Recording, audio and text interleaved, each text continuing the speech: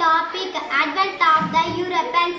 NMMS question and answer. Part 2.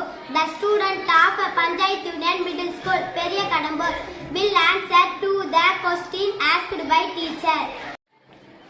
பழவேற்காட்டில் டச்சுக்காரர்கள் 1613 எந்த கோட்டையை கட்டினார்கள்? எல்டிரியா.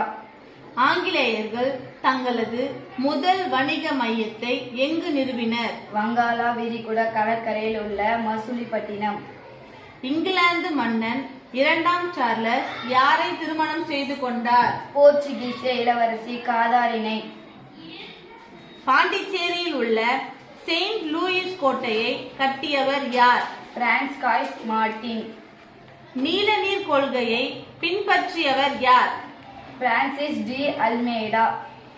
பிரெஞ்சு கிழக்கிந்திய கம்பெனி யாரால் உருவாக்கப்பட்டது? கால்பர்ட்.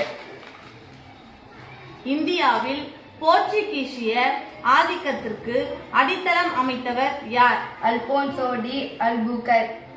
ஐரோப்பிய நாடுகளுள் இந்தியாவுக்கு கடல் வழியை கண்டுபிடிப்பதில் முதன்மையாக இருந்த நாடு எது? போர்ச்சுகல்.